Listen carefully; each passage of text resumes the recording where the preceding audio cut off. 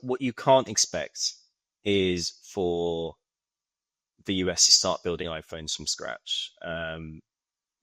Most of these products are made in Asia because costs are much lower, and it would be simply unfeasible to move production entirely over to the United States. Hi, I'm Jo Crawford and welcome to Times Radio's Tech Report. Today I'm joined by Tom Saunders, business reporter at The Times. Thank you for joining me on the Tech Report today. Not at all. Apple has pledged over $100 billion in US manufacturing in response to Trump's tariffs.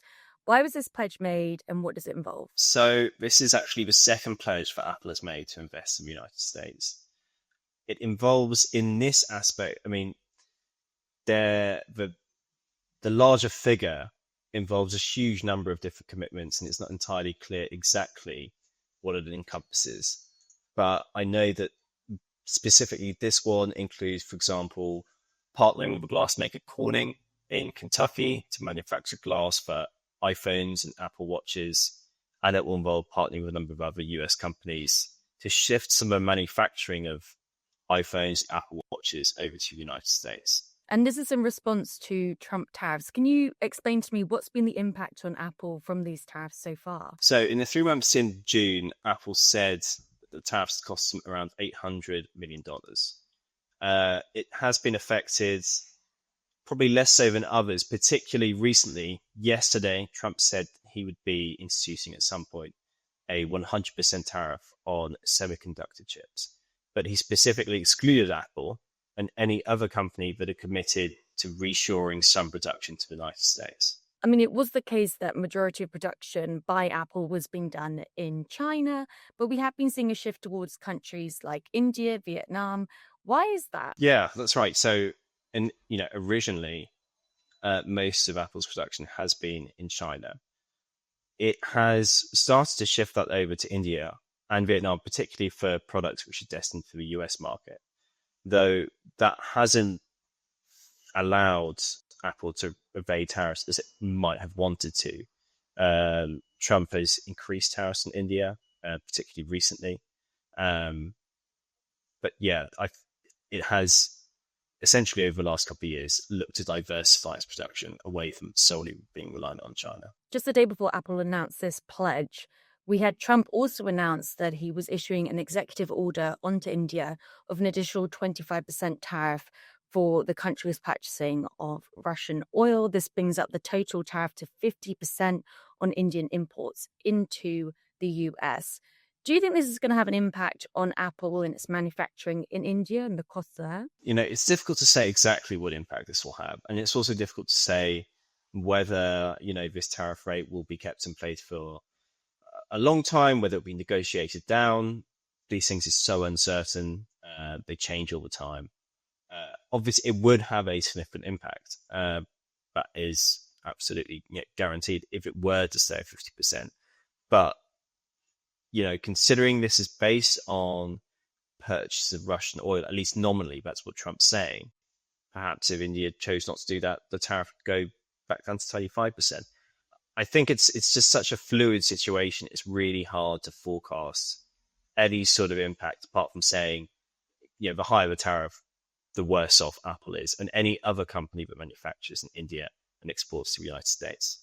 How would you say that the markets responded to this pledge from Apple? Apple's share price rose, I think around sort of 5%.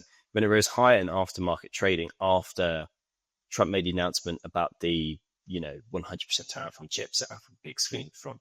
So Apple, the market has welcomed Apple's commitment to invest. Other companies as well that have made some commitment to investing in the US, such as Taiwan Semiconductor, that also rose yesterday, so did Samsung. These companies have also committed to or are investing in US production, so presumably would also be excluded from this 100% tariff. So the announcement has been welcomed by markets for sure. And Trump earlier this year, he definitely singled out Apple on pushing them towards more US manufacturing. But do you think we can expect to see other pledges from other companies? And if so, who? I think you can definitely expect more pledges. What you can't expect is for the US to start building iPhones from scratch. Most of these products are made in Asia because costs are much lower and it would be simply unfeasible to move production entirely over to the United States. These commitments and these big figures, I mean, it seems to be something that Trump likes having. It's not just something that companies have been doing. The EU in its recent trade deal with the United States, it was some, really, I think, was it 600 billion? I'm not sure of the specific figure of how much apparently, the EU was going to commit to allow the US to invest. It's really not clear what that number is for, but it's clear that Trump likes big numbers. And so you can expect other companies to do this. Who, I'm not sure really.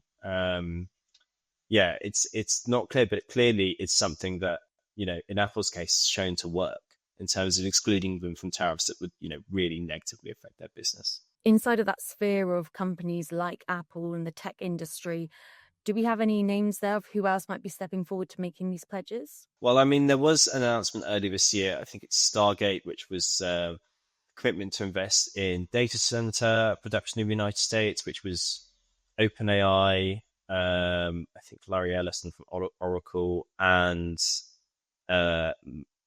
Masayoshi Son as well from SoftBank.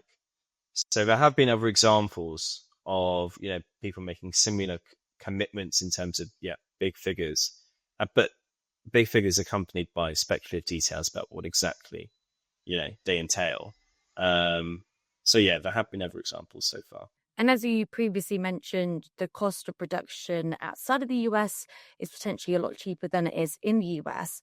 So how do you think this shift towards more US manufacturing is going to impact Apple's manufacturing costs and overall revenue? It's really difficult to do at this point because it's just so early on in the process.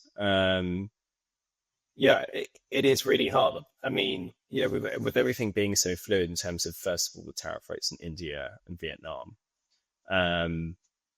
it is hard to understand how that would affect Apple. I mean, what you can say is Apple has high margins, compared to, I guess, if you're making, let's say, clothes or something like that.